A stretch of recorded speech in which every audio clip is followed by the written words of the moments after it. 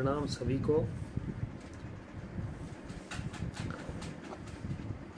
आज का विषय मैंने काफ़ी समय पूर्व ही फेसबुक पे डाल दिया था और वह विषय है आलस्य से संबंधित। आलस्य का क्या महत्व है, आलस्य के क्या आनंद हैं और आलसी व्यक्ति का इस जगत में क्या योगदान है, क्या देन है। साथ में मैं थोड़ा कॉफ़ी भी पीता रहूँगा क्योंकि कल छुट्टी का दिन है और उसमें फिर मैं आराम से नींद खोलता हूँ और रूटीन एकदम अलग ढंग का होता है। इसलिए रात को छुट्टी के एक दिन पूर्व चाय कॉफ़ी कुछ ले लेता हूँ जिससे इजी रहता है। रात को कोई परेशानी, जल्दी सोने की कोई चिंता नहीं रहती। तो आलस्य क्या है और आलस्य के बारे में जब हम बात करेंगे तो आज तक हम सभी ने बचपन से आलस्य के बारे में नकारात्मक बातों को ज़्यादा सुना है। हम हमेशा ही सुनते आए हैं कि व्यक्ति को कर्म करना चाहिए, काम करना चाहिए और जितना काम करेंगे उतना ही जीवन में कुछ मिलेगा। लेकिन क्या ऐसा सच है? क्या काम से ही सब कुछ मिलता है?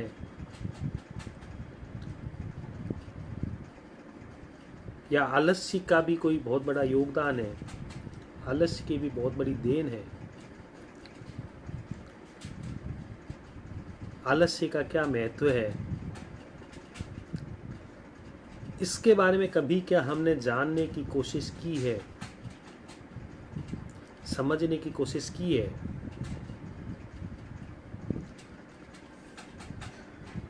मित्रों, बहुत पहले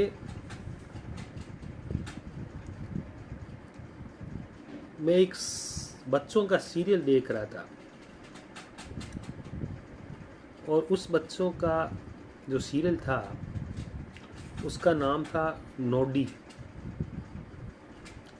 उसमें गाना भी था, आ गया नोडी, आ गया नोडी। मुझे कुछ कुछ याद है।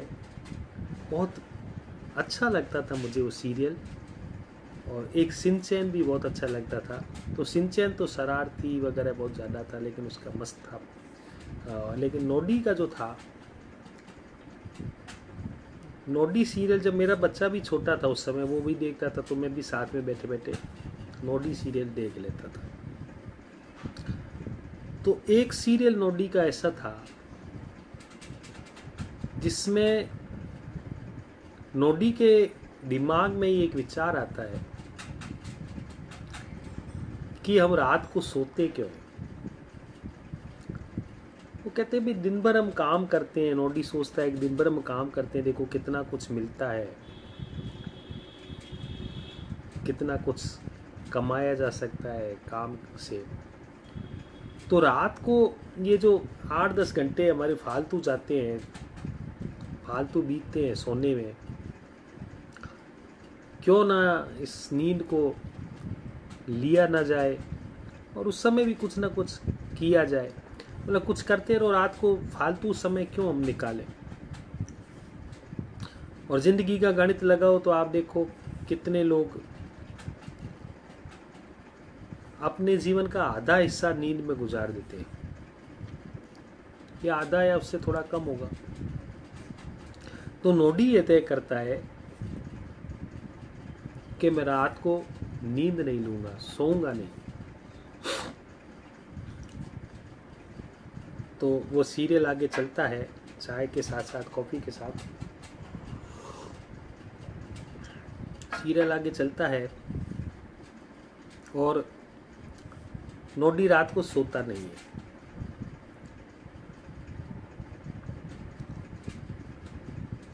जब वो रात को नहीं सोता है तो थोड़ी रात जब घनी होती है, 2 बजती है, 3 बजते हैं, तो मुझे ऐसा कुछ याद है, उसको बहुत ज़ोर से नींद आनी शुरू होती है। जब नींद का टाइम होता है तो उसको बहुत नींद आनी शुरू होती है, नींद लेने की कोशिश करता है, लेकिन फिर ज़बरदस्ती करता है कि अरे नींद क्यों लेनी है, ये वक्त बेकार जाएगा, इससे अच्छा तो इस वक्त का उपयोग कर लूँ, कुछ काम कर लूँ, कुछ कमा लूँ, कुछ कर लूँ। तो वह फिर क्या है कि फिर रात को कोशिश करता है कि नींद नहीं आए। फिर रात को 2-3 बजती है, फिर नींद आने लगती है, तो फिर वो सोचता है नहीं नींद क्यों लूँ, मैं तो इसमें काम कर सकता हूँ, कुछ कर सकता हूँ। ऐसे करके वो नोडी जो है सीरियल में, वो पूरी रात नींद से जागता है और अपने कुछ काम करने की कोशिश करता है, कुछ प्रयास करता है कि कुछ ना कुछ मैं करता रहूँ। 5-6 बज जाते हैं, पूरी रात वो जाता है। अगले दिन जब वो अपने रूटीन वर्क में आता है और वापस काम के लिए लगता है, तब उसको ज़ोर से नींद घेरती है, बहुत ज़ोर से उसको नींद घेरती है, और वो अपने जो काम का समय होता है उसमें वह सो जाता है। उसको पता नहीं चलता, इतनी जोर की नींद होती है कि उसको नींद आ जाती है, उसका बस नहीं चलता। तो ऐसा हमारे जीवन में कई बार हुआ होगा मित्रों, जब आप लोगों ने ज़बरदस्ती किसी शादी में, किसी विवाह में, कहीं भी ऐसी जगह आप पूरे रात जगे हों और जगने के बाद अगले दिन आपको ज़बरदस्त नींद इतनी ज़ोर से पकड़ी हो कि आप चाह कर के भी जो काम है वो नहीं कर पाए हो और नींद ने आपको घेर लिया हो।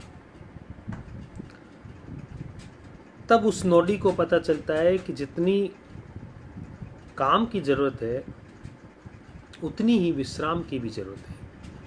जीवन में काम के साथ साथ विश्राम की भी उतनी ही ज़रूरत है। यदि विश्राम ना हो तो काम ना होगा, और काम ना हो तो विश्राम ना होगा। ये दोनों एक दूसरे से परस्पर जुड़ी हुई चीज़ें। तो आलस्य जो मैं बात करूँगा, वे आलस्य के बारे में यह हम बात करने जा रहे हैं कि आलस्य का महत्व क्या है और आलस्य के आनंद क्या है, और आलसी व्यक्ति का इस जगत में योगदान क्या है। इन बिंदुओं पर हम बात करेंगे। उससे पहले मैं आता हूँ कि आपने गीता आप सभी ने पढ़ी होगी, सुनी होगी। भारत में तो इसका बहुत बड़ा गुणगान है। गीता में हमने एक शब्द सुना होगा और शास्त्रों में बहुत जगह सुना होगा, निष्काम कर्म योग। निष्काम कर्म योग बहुत गीता का प्रसिद्ध शब्द है, इस कह सकते हैं अपन।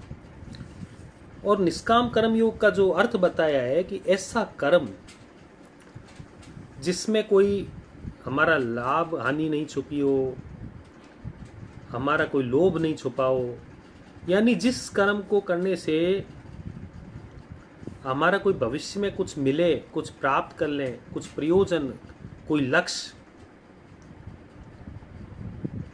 उस कर्म को करने में नहीं छुपा है, उसको गीता में निष्काम कर्म योग कहा गया है। कि जिसमें हमें फल की आकांक्षा ना हो, कुछ पाने की आकांक्षा ना हो। कर्म किए जा फल की इच्छा मत कर रे इंसान, जैसे कर्म करेगा वैसे फल देगा भगवान। ये है गीता का ज्ञान। अब इनको लोगों ने इसको किस ढंग से समझ लिया। निष्काम कर्म में था कि ऐसे कर्म जिनमें फल की आकांक्षा ना हो, फल की कोई चाह ना हो, इच्छा ना हो, ऐसे कर्म। अब हमने उसको अपने उन कर्मों से जोड़ दिया जो हमारे भविष्य से जुड़े हुए हैं, जैसे व्यापार है, कमाने का जरिया है। बड़े बड़े महत्वपूर्ण काम हमने हमको कर्म से जान लिए कि कर्म हमारा क्या है। हम सोचते हैं हम नौकरी करते हैं जो हमारा कर्म है, व्यापार करते हैं जो हमारा कर्म है, बस चलाते हैं तो हमारा कर्म है, कोई हमारे रीति रिवाजों का पालन कर रहे हैं वो हमारे कर्म है, समाज के नियमों का हम पालन कर रहे हैं, उनके अनुसार कुछ कर रहे हैं, उनके सामाजिक कार्य कर रहे हैं तो उनको हम कर्म मानते हैं।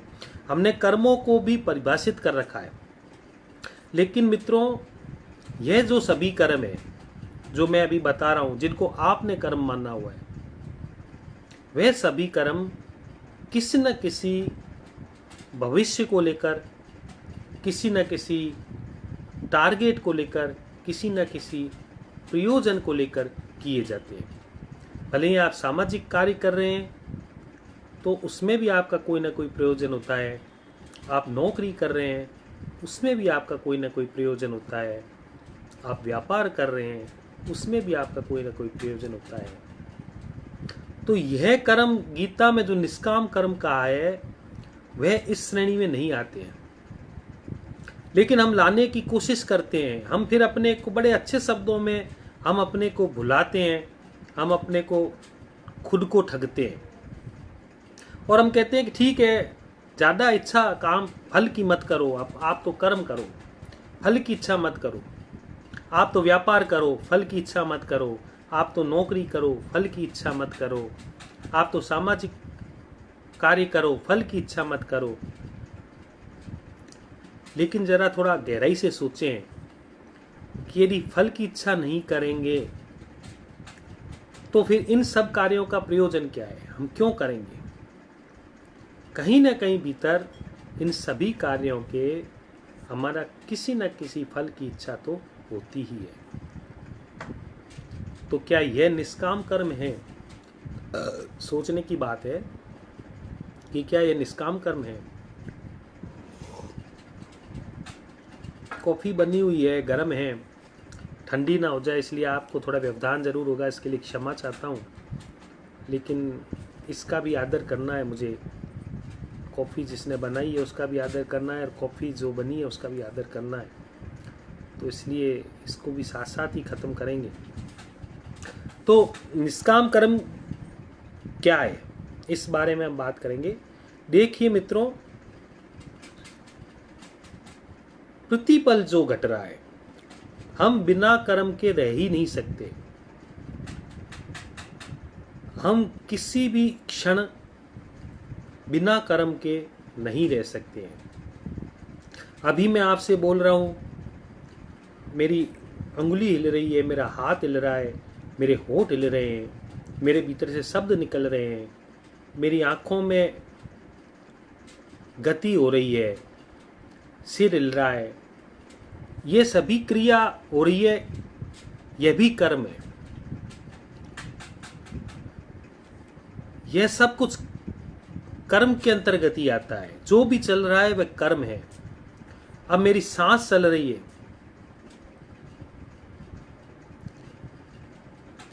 वह भी एक प्रकार से कर्म ही है। ठीक है, मैं नहीं कर रहा हूं, लेकिन मेरे से हो रहा है, स्वतः ही हो रहा है।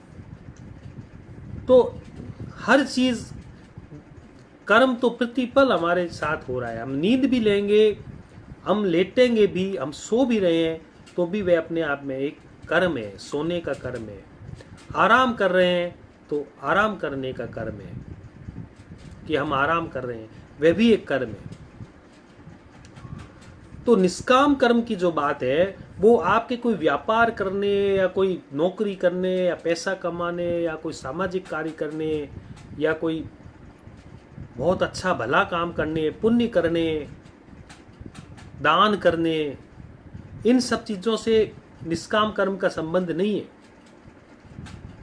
निष्काम कर्म का संबंध है कि हमारे स्वभाव से जो भी हो रहा है, हम अपने स्वभाव से, हमारे स्वभाव से जो भी घटित हो रहा है,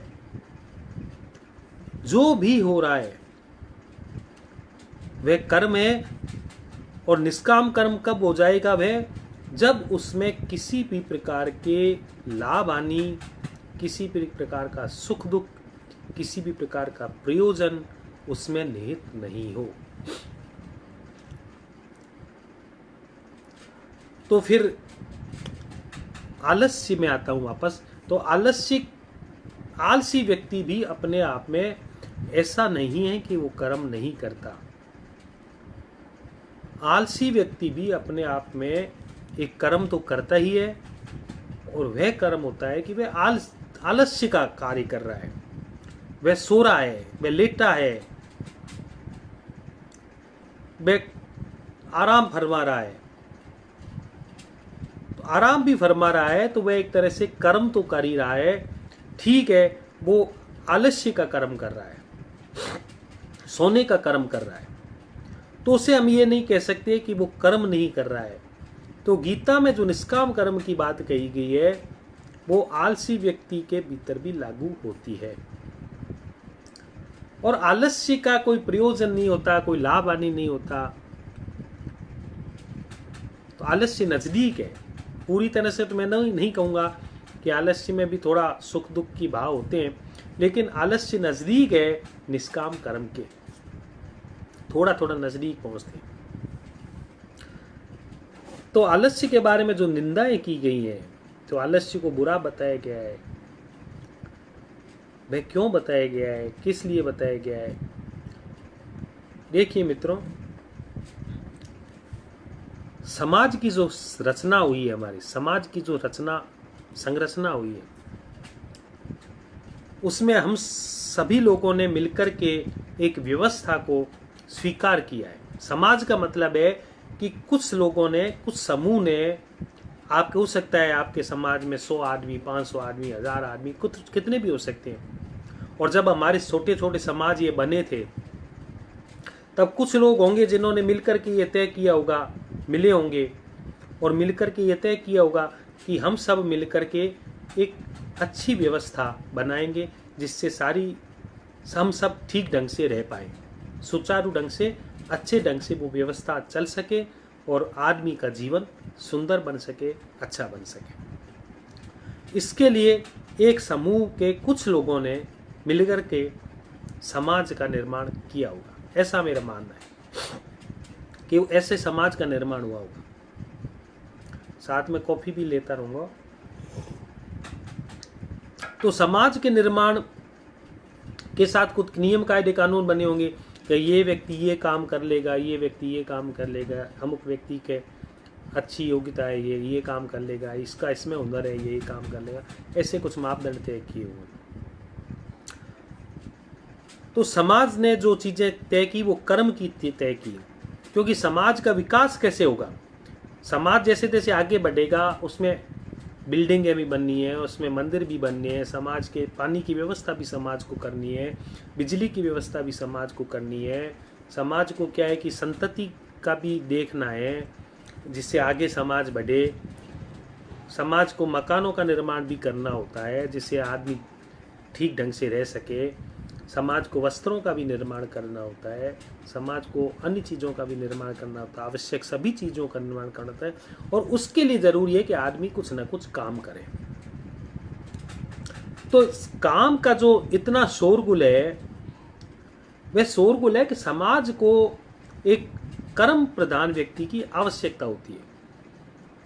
समाज को ये ऐसी आवश्यकता होती है कि ऐसा आदमी पैदा हो जो वास्तव में काम करे।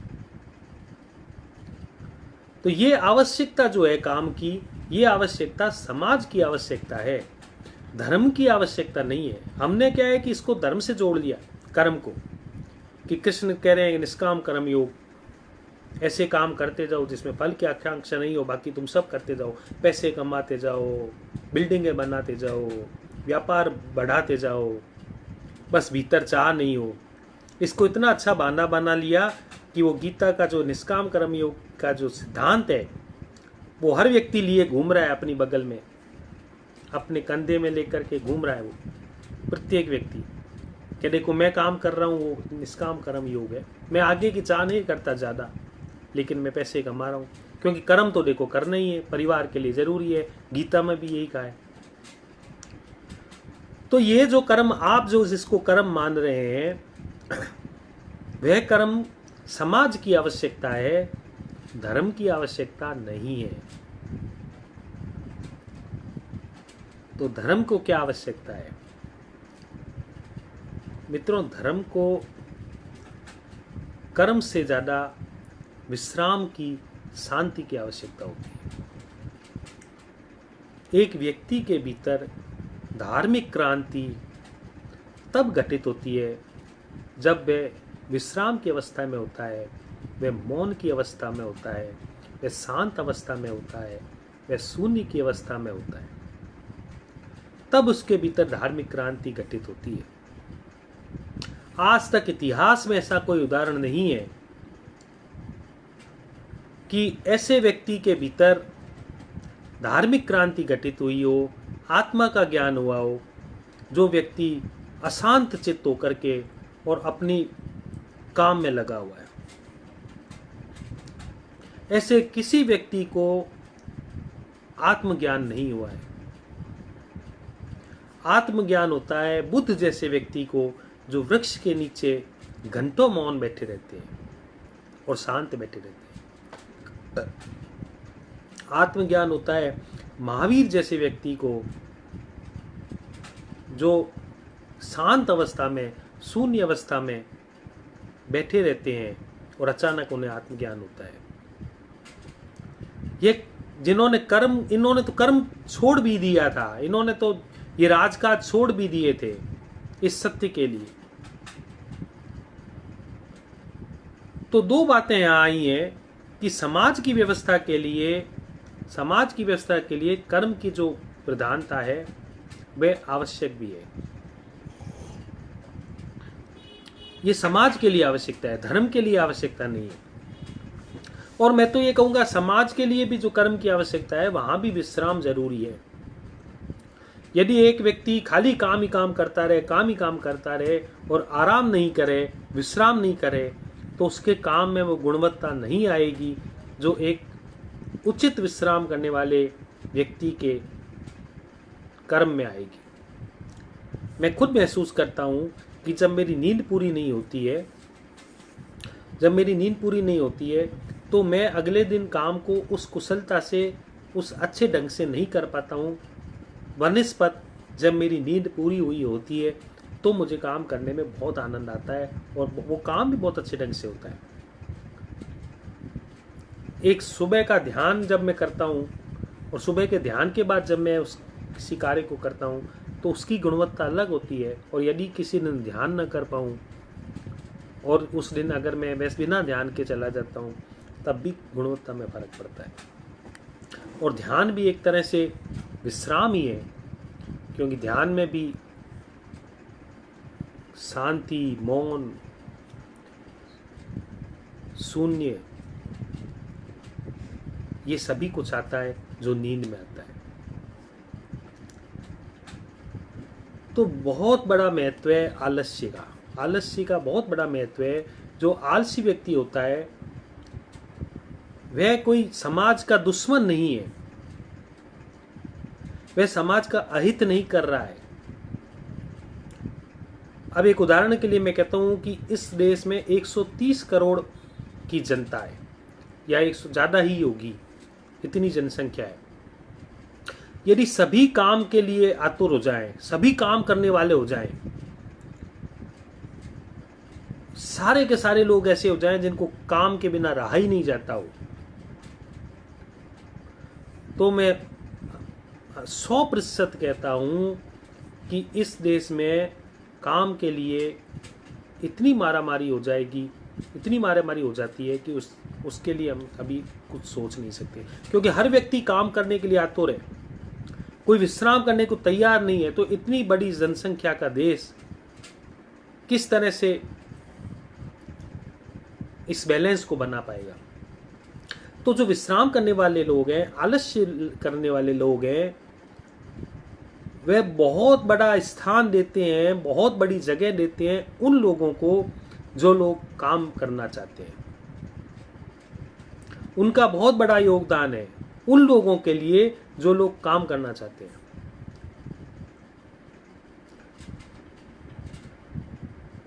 ऐसे लोग मेरे पास मान लो मेरे पास इतना पर्याप्त है कि मैं अपना जीवन आराम से जी सकता हूँ, मेरे पास इतनी संपत्ति है कि मैं अपना काम जितना मुझे चाहिए उतना मैं आराम से निकाल सकता हूँ, और अब मैं व्यर्थ की पैसे कमाने की दौड़ में यदि लगता हूँ, व्यर्थ की मुझे आवश्यकता नहीं है, और मैं व्यर्थ ही पैसे कमाने की दौड़ में लगता हूँ कि नहीं मुझे तो करोड़पति बनना है, मुझे अरबपति बनना है, मुझे तो इतना कमाना है कि सब लोग पीछे छूट जाएं, और इतनी दौड़ में मैं लगूं, तब क्या होगा कि मैं किसी न किसी का हक मारूंगा। जो मैं संपत्ति अर्जित करूंगा, जो मैं संपत्ति कमाऊंगा, वह संपत्ति मैं नहीं कमाता तो किसी और के जाती, और मुझे आवश्यकता नहीं है। मैं केवल मात्र अपने मन की इच्छा को पूर्ति करने के लिए, मेरी शरीर की कोई इच्छा नहीं है, मेरे घर की कोई आवश्यकता नहीं है, मेरे परिवार में कोई आवश्यकता नहीं है, फिर भी मैं बेतहाशा संपत्ति कमाने के लिए लग जाता हूं, तो मैं किन लोगों का हक मारूंगा?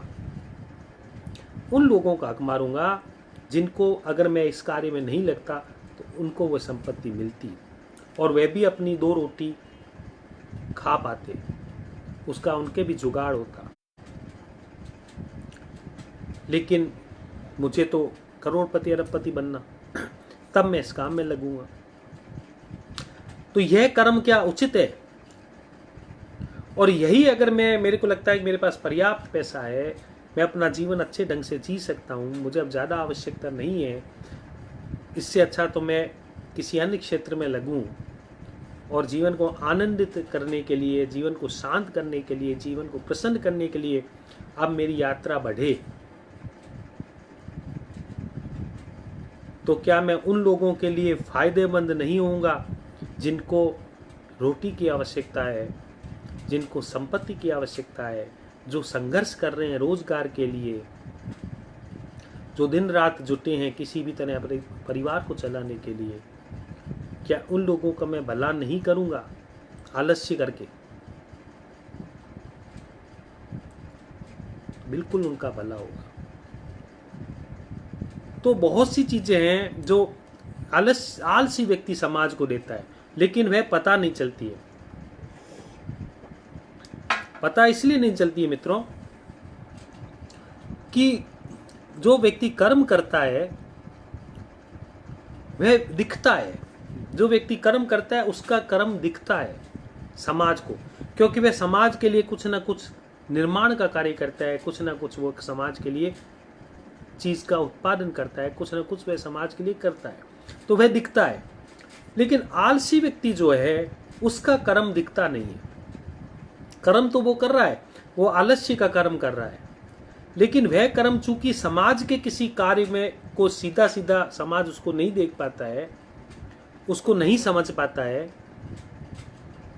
तो समाज के लिए वह लगता है कि जैसे वो उपयोगी नहीं है, वह समाज के लिए कोई उपयोगी नहीं है, ऐसा समाज को महसूस होता है, तो उसको आदर नहीं दिया जाता है, और कर्म करने वाले व्यक्ति को आदर दिया जाता है।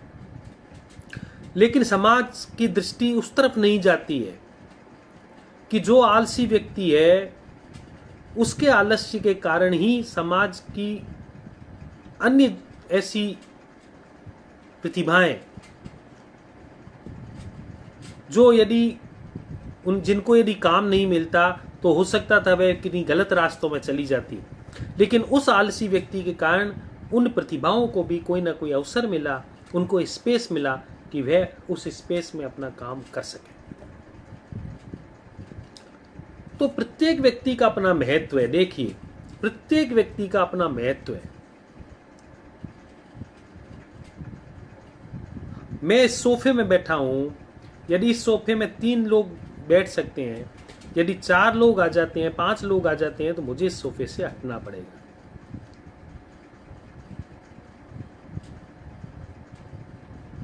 तो ऐसा ही कुछ खेल है कि आलसी व्यक्ति एक स्पेस दे रहा है, उस स्पेस के कारण दूसरे लोग उस जगह बैठे रहते हैं। यदि ये सोफा खाली है तो इसमें कोई व्यक्ति बैठ सकता है, तो खाली होना भी उतना ही जरूरी है, खालीपन का भी महत्व है, तभी तो कोई व्यक्ति इसमें आके बैठ पाएगा।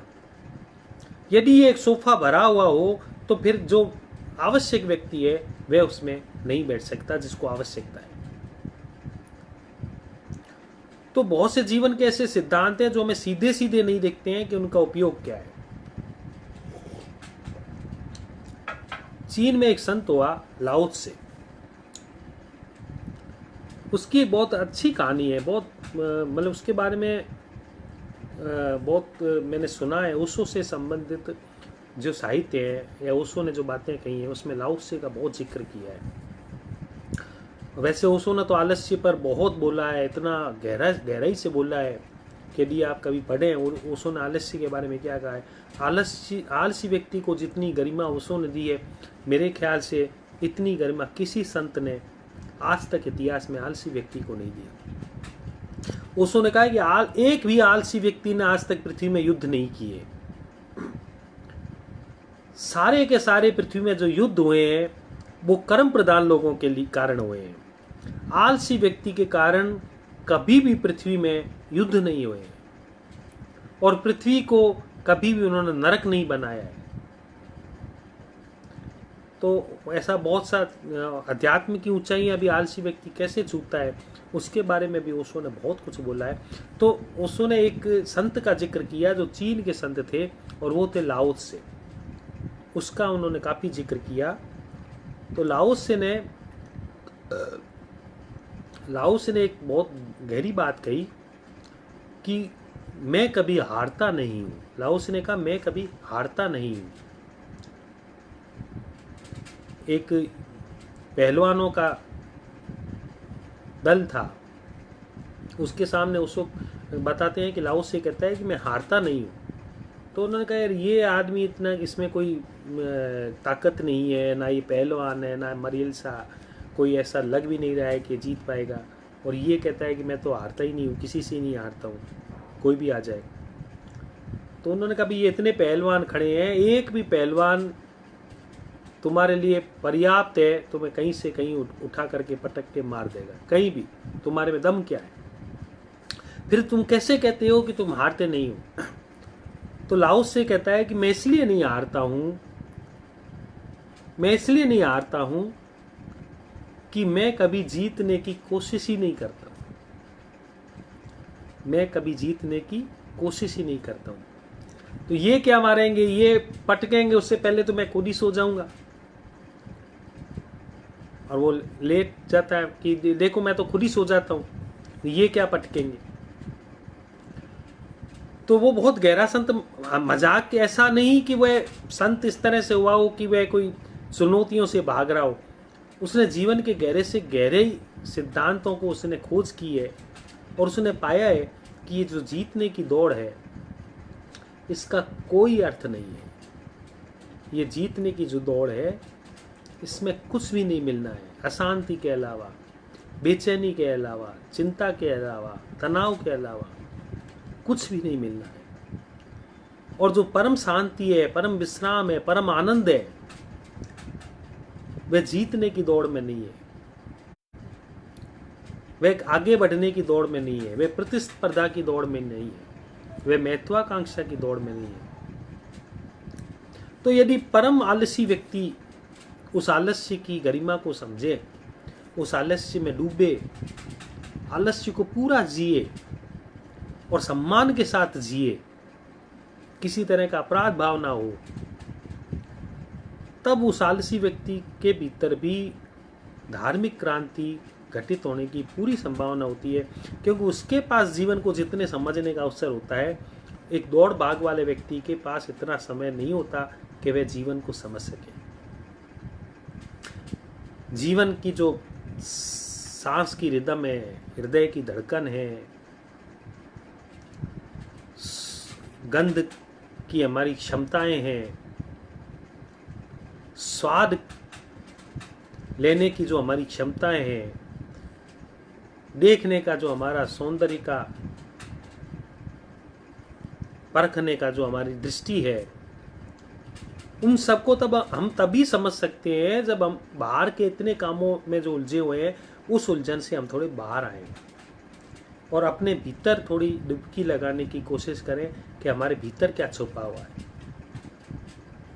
तो आंतरिक खोज जिन्होंने भी की है, अंदर अपने आनंद की खोज जिन्होंने भी की है, वो व्यक्ति कोई ज़्यादा कर्म प्रधान व्यक्ति नहीं रहे। वो वही व्यक्ति रहे जो थोड़े आलसी प्रकृति के रहे। उन लोगों ने ही सत्य को, प्रेम को, आनंद को इस दुनिया में जाना है।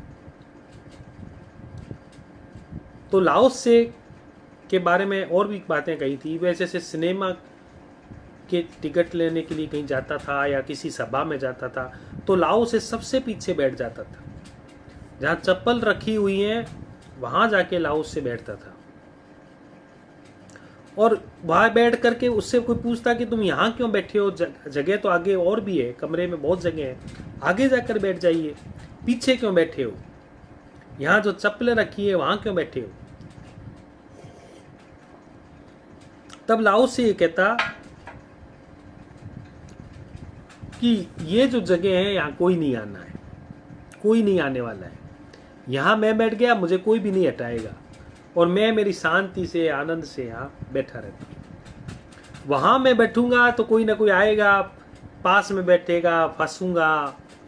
लोग आगे जाने की कोशिश करते हैं सभी जगह, सभा में औरों में, कि किसी भी तरह आगे जा करके किसी नेताजी को देख लें, किसी वक्ता को देख लें, किसी भी तरह से हर व्यक्ति आगे दौड़ रहा है। लाओस से पीछे बैठ जाता। पीछे बैठने में कोई प्रॉब्लम नहीं थी, ना कोई धक्का मारता। धक्का मारेगा कौन? सबसे अंत में जो बैठता है उसको कोई धक्का नहीं मारता है। लाओस से कहता है जो सबसे अंत में बैठता है उसे कोई भी धक्का नहीं मारता है, तो धक्के से भी बच जाता। तो उसके जीवन में परम आनंद घटित इसी कारण से हुआ। उसके जो सूत्र हैं बहुत गहरे हैं और बहुत क्वालिटी के हैं कि उनको जो परम आनंद उपलब्ध हुआ वो इसी जीवन शैली के कारण उपलब्ध हुआ।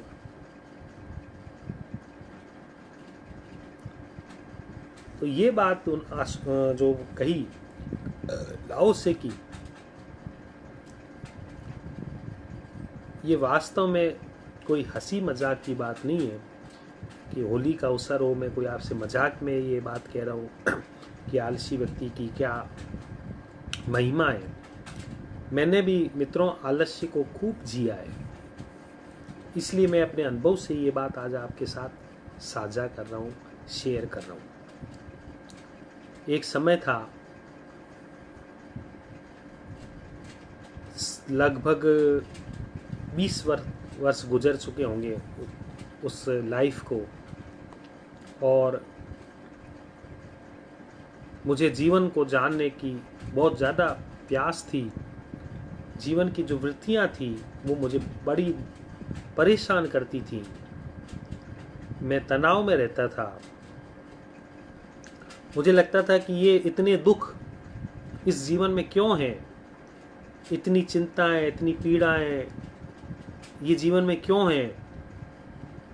ये जो लोग चोट कर देते हैं, जो लोग धोखा कर देते हैं, ऐसा सब मेरे साथ क्यों होता है। ये सारा दर्द मेरे भीतर क्यों पैदा हुआ है। उस तनाव की स्थिति में मैं क्या करता कि अपने अकेलेपन के साथ, जैसे ही मैं अपने काम से वापस आता और मुझे लगता है कि मैं बहुत दुख में हूँ, पीड़ा में हूँ, तनाव में हूँ, तब मैं अपने आप को कमरे में बंद कर लेता। अपने कमरे में मैं अपने आप को बंद कर लेता। उस कमरे में बंद करके फिर मैं अपने भीतर लेट जाता और अपने भीतर जो भी हो रहा है उसको महसूस करता कि ये दुख क्या है, पीड़ा क्या है, दर्द क्या है, ये क्यों हो रहा है, कैसे हो रहा है, किस जगह से उठ रहा है, कौन सी जगह है, कहाँ केंद्र है इसका, जहाँ से ये सब मुझे महसूस हो रही चीज़ें। अक्सर हम क्या करते हैं कि जहाँ से दुख मिलता है हम दूसरों को शिकायतें करके उसको हम पलायन कर जाते हैं। हम सोचते हैं उस व्यक्ति के कारण दुख मिला, कोई हमें नालायक कह गया, हम सोचते हैं ये खराब आदमी है, मैं तो सही हूँ, ये खराब आदमी है। कोई हमें लफंगा कह गया तो हम सोचेंगे कि उस व्यक्ति का दोष है। किसी ने हमारे साथ धोखा कर दिया तो हम सोचते हैं उनका दोष है। हमारे रिश्तेदार ने हमारे साथ कोई चोट कर दी तो हम रिश्तेदार को गाली करने में अपना समय व्यतीत कर देते हैं। हम कभी ये नहीं सोचते कि ये जो चोट मुझे लगी है, इस चोट क्यों, मेरे को चोट क्यों लगी, किसी ने मुझे नालायक कह दिया तो मुझे पीड़ा क्यों हुई, किसी ने मुझे लफंगा कह दिया तो मुझे परेशानी क्यों हुई। कहने वाले की कहने वाला जाने, लेकिन मैं दुख क्यों पाया, ये कौन सी जगह है जहां मुझे दुख मिला, ये कौन सा स्थान है जहां से मुझे पीड़ा मिली, ये कौन सा दर्द है जो मेरे भीतर से कहां से उठा।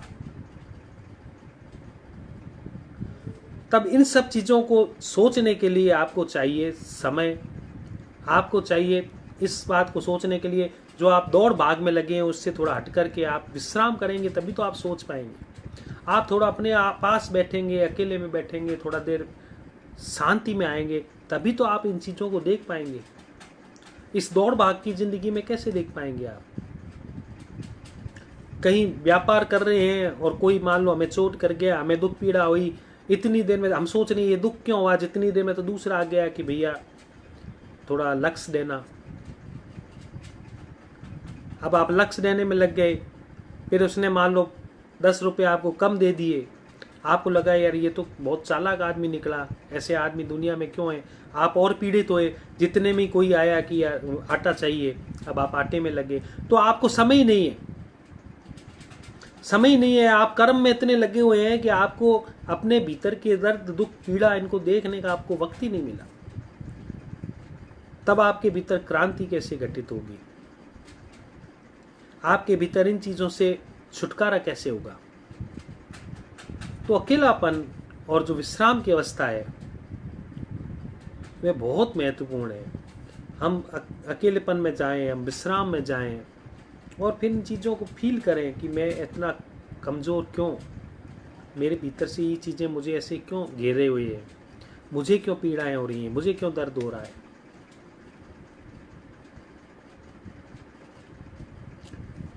तो आलसी व्यक्ति है, उसके जीवन में संभावना है कि वह जीवन को जान सकता है, वह जीवन को समझ सकता है। तो तब मैंने आलस्य को इतना जिया मित्रों, लगभग 20 साल पहले की बात है, इतना जिया आलस्य को। उस आलस्य से ही मैंने ध्यान की गहराइयों को भी समझा और धीरे धीरे मुझे लगा शांति की झलकें भी मुझे उसी आलस्य के कारण मिली। उस आलस्य में ही मुझे शांति की चीज़ें, आनंद के बारे में पता चला, ये सब चीज़ें उस समय पता चली।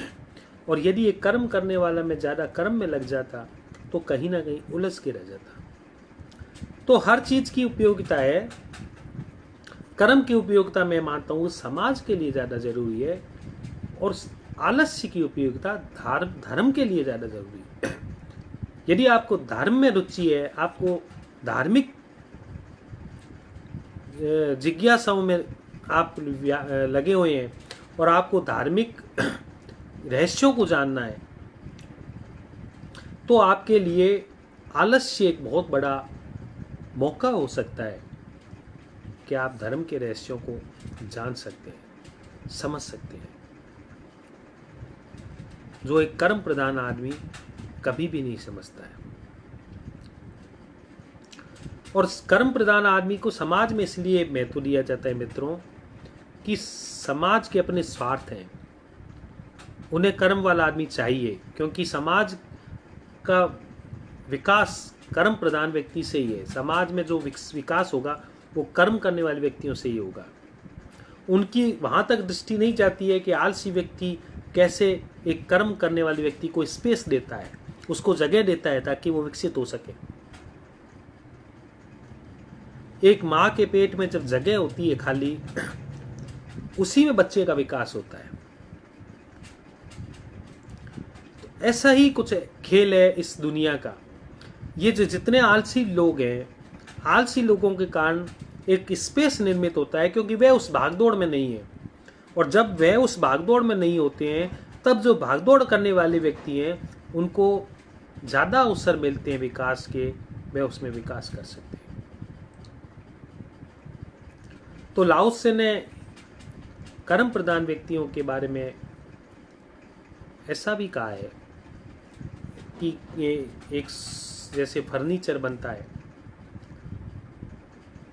पेड़ों की लकड़ी काट करके उस समय फर्नीचरों का निर्माण होता था। तो लाओ से कहते थे कि समाज के ज़्यादा उपयोगी बनने की भी ज़रूरत नहीं है। वो कहते समाज के लिए ज़्यादा उपयोगी बनने की ज़रूरत नहीं है, क्योंकि आप जितने उपयोगी होंगे उतना ही आपका उपयोग किया जाएगा। एक वो बताते हैं जैसे एक पेड़ है, एक अच्छा ताज़ा पेड़ है, ज़्यादा उपयोगी पेड़ है, तो उसकी लकड़ी को काट करके उसका फर्नीचर बनाया जाता है। और वह फर्नीचर है, वह सोफ़ा है, वह कुर्सियाँ हैं, वह वैभवशाली लोगों के उपयोग में आती है। और यदि एक पेड़ एकदम ठूंठ सा है, बहुत पुराना है, उसकी लकड़ी कोई काम की नहीं है, तो वह जंगल में अपनी मस्ती से जीवन यापन करता है और उसकी छांव में बहुत लोग विश्राम करते हैं, और एक गरीब आदमी उसकी छांव में विश्राम करके आराम भी पाता है। तो बहुत तरह की फिलॉसफी है, बहुत तरह के दर्शन है मित्रों।